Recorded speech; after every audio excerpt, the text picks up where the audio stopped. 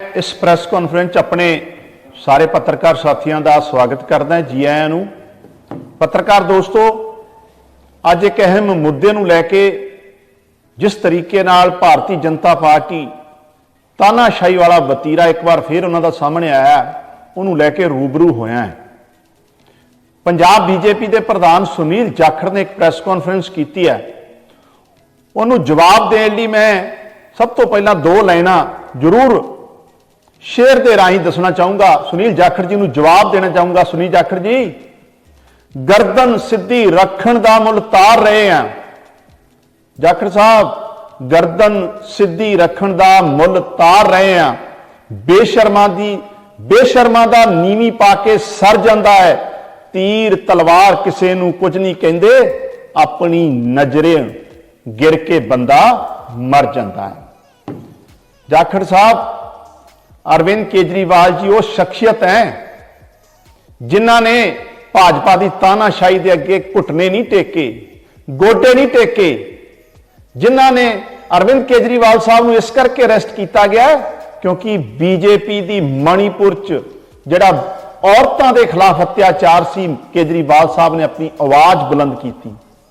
केजरीवाल साहब को इस करके बीजेपी अरेस्ट कर रही है कि जिस तरीके नाल लखीमपुर खीरी दे कातल नूं और कातल दे प्यो नूं मोदी साहब ने अपनी कैबिनेट च भी रखा है ते फिर टिकट नवाजिया, उहदे खिलाफ जिहड़ा है केजरीवाल साहब आवाज बुलंद करते रहे। केजरीवाल साहब नूं इस करके बीजेपी ने अरेस्ट किया है कि जिहड़ियां साडियां ओलंपियन कुड़ियां जिहड़ियां कई महीने धरने ते दिल्ली बैठियां रहियां, जिहदा बीजेपी दे जाखड़ साहब तुहाडी पार्टी दे एक मैंबर पार्लीमेंट ने ब्रजभूषण ने सैक्सुअल हरासमेंट की, लेकिन तुसीं जस्टिस नहीं दिता। बाबा साहब अंबेडकर के संविधान को बचाने लई अरविंद केजरीवाल जी की आवाज जिहड़ी है संसद तो लैके सड़क, सड़क तो लैके देश के जन जन तक हमेशा गूंजती रही है और असीं कंप्रोमाइज नहीं किया। असीं बीजेपी की उस वॉशिंग मशीन च नहीं धुपे जिहदे राही तुसीं चाहे वो नारायण राणे होवे, चाहे अजीत पवार होवे। केजरीवाल साहब अजीत पवार नहीं बने, केजरीवाल साहब हेमंत बिस्वा शर्मा नहीं बने, केजरीवाल साहब जिहड़ा शुभेंदु अधिकारी नहीं बने, जिन्हां ने बीजेपी के अगे गोडे टेकते। और मैं तुहानूं भी कहना चाहुंदा जाखड़ साहब, जे अज तुसीं भी कांग्रेस च हुंदे ना ते अज तुसीं भी जेल के अंदर तुहानूं भाजपा ने जिहड़ा बंद कर देना सी। भाजपा के खिलाफ जिहड़ी आवाज उन्हां दीयां गलत नीतियां के खिलाफ खड़ी हुंदी आ, उठदी आ, उहनूं सजा इसे तरीके नाल दिंदे आ। तुसीं कहंदे हो शराब का स्कैम होया, शराब का कपला होया। मैं दसना चाहुंदा जाखड़ साहब तुहानूं, अज तक 2 साल तो वध समा हो गया, साडी आम आदमी पार्टी के कई सीनियर लीडरां नूं तुसीं जेल च बंद किया। भाजपा की मोदी सरकार ने एक नवा पैसा एक नवी पैनी जिहड़ी अज तक बरामद नहीं हुई आम आदमी पार्टी के लीडरां को। एक भी evidence, not a single evidence BJP की मोदी सरकार जिहड़ी है वो आम आदमी पार्टी के लीडरां के खिलाफ जिहड़ी हजे तक कोर्ट च पेश नहीं कर सकी। किहड़ा शराब का कोल? कोई शराब का स्कैम नहीं है। स्कैम नहीं, मसला यह आ कि मोदी साहब जिस तरीके नाल देश दीयां संस्थावां नूं कमजोर कर रहे आ, कारपोरेट के हवाले कर रहे आ, बेरोजगारी, महंगाई अज असीम इस हद तक पहुंच गई कि नौजवानों नूं अग्निवीर के नां ते एक्सप्लॉइट किया जा रहा ते किसानां नूं धरनियां के नां ते। और तुसीं कहंदे हो अरविंद केजरीवाल जी ने गर्दन सीधी रखण दा मुल तारिया है। जाखड़ साहब, पंजाब वो धरती है जिहड़ी हमेशा वीरां, जिहड़े सूरवीरां नूं जन्म दिता है। पंजाब इस गल लई जाणिया जांदा जिहड़े हमेशा ही जिहड़े अत्याचार के खिलाफ अपनी आवाज बुलंद करते रहे आ। तुसीं मैनूं ते शक होण लग गया जाखड़ साहब तुहाडे ते भी। पंजाब दा कहने तुसीं अपने आप नूं अज उस पार्टी दे प्रधान हो जिहड़ी आजादी की लड़ाई च अंग्रेजों का समर्थन करती सी, जेड़े अंग्रेजों की सहयोग करते सी, अंग्रेजों के गुलाम हो। अज तुसीं भाजपा के गुलाम इस करके पंजाब की गल नहीं करते। किहड़ी शराब नीति अज तक दसो। वो पंजाब की एक्साइज पॉलिसी, तुसीं पंजाब ते सवाल खड़े कर रहे हो। पंजाब की एक्साइज पॉलिसी ने 1 साल च 6100 करोड़ तो लैके 10,000 करोड़ रुपए का मुनाफा पंजाब के खजाने नूं बना के दिता है। 10,000 और तुहाडियां तो इन्नियां सरकारां रहियां ਜਿਹੜੇ बादल साहब के दूजा पुत होने का तुसीं जिहड़ा अजकल दावा कर रहे हो ना जाखड़ साहब, उन्हां दीयां सरकारां दे टाइम जिहड़ी भाजपा तुहाडी अज दी पार्टी ते अकाली दल 2016-17 के अंकड़े देख लो। अकाली भाजपा की सरकार के समय जिहड़ी एक्साइज पॉलिसी सी, नीति सी, माइनस इस हद तक फ्लॉप हुई सी कि नवा सिंगल रुपया पंजाब के खजाने नूं मिलिया सी। क्यों? क्योंकि कुछ परिवारां दे उत्ते कब्जे सी, स्कैंडल सी, फ्यूडल माइंडसैट तुहाडे वर्गे लोग जिहड़े आ वो भगवंत सिंह मान जी तो, मान साहब की सरकार तो घबराए आ। तुहानूं हुण मान साहब के गाणियां तो भी एतराज हो गया। और तुहाडी दिक्कत यह आ कि तुहानूं पंजाबी गाणियां तो भी नफरत है, क्योंकि तुसीं देश च सब तो वध नफरत फैलाउण वाली भारतीय जनता पार्टी ज्वाइन कर ली है। अरविंद केजरीवाल जी ने गोडे नहीं टेके ते ना टेकीए। जे असी भी अजीत पवार, छगन भुजबल, नारायण राणे और जिहड़ा शर्मा असम का मुख्यमंत्री शुभेंदु अधिकारी वांगू अरविंद केजरीवाल जी भी कंप्रोमाइज कर लेंदे ते अज जिहड़ी आ बीजेपी ने उन्हां नूं हत्थां ते चक्की फिरना सी, फुल्लां दे हार पाउणे सी। लेकिन असी इस देश लई अरविंद केजरीवाल जी ने यह तय किया है कि बाबा साहब अंबेडकर का संविधान और भगत सिंह, राजगुरु सुखदेव वालों दित्तियां कुर्बानियां वाली आजादी उन्होंने असीं बचा के रखना है, उन्होंने असीं इस देश च संभाल के रखना है, उन्हां गुलामां दे हत्थ च नहीं। हुण जदों तुहानूं पता है कि 2024 च तुहाडा जिहड़ा आ लोकां दे बुरा हाल करना है, लोक सभा च भाजपा का वो हालत करनगे लोग जिहड़ा हालात जिहड़ा जिस तरीके नाल, चाहे वो चंडीगढ़ का एक्सपोजर होया तुहाडे सामने, तुहाडी चोरी फड़ी गई। दिल्ली च भी आम आदमी पार्टी दीयां सारियां सीटां असीं जितांगे, 4 सीटां आम आदमी पार्टी ते अलायंस च भी, और देश चों भी मोदी साहब नूं बाहर दा रस्ता दिखावांगे।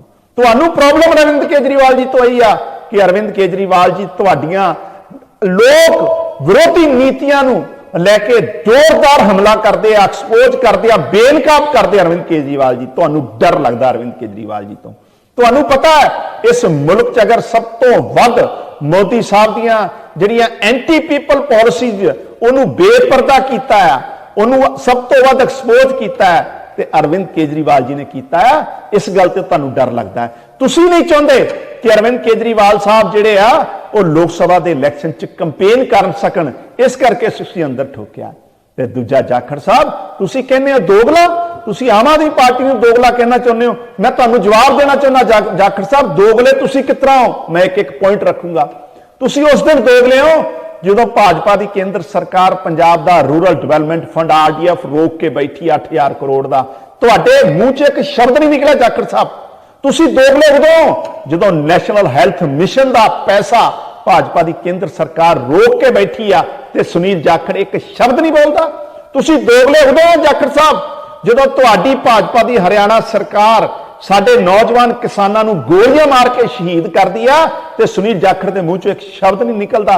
तुसीं दोगले उदों सुनील जाखड़ जी जदों लखीमपुर खीरी के कातल के प्यो नूं भाजपा तुहाडे मोदी साहब नूं टिकट दे के नवाज अपने कैबिनेट का हिस्सा बनाउंदे आ ते सुनील जाखड़ के मुंह चों एक आवाज नहीं निकली। इस करके दोगले तुसीं हो।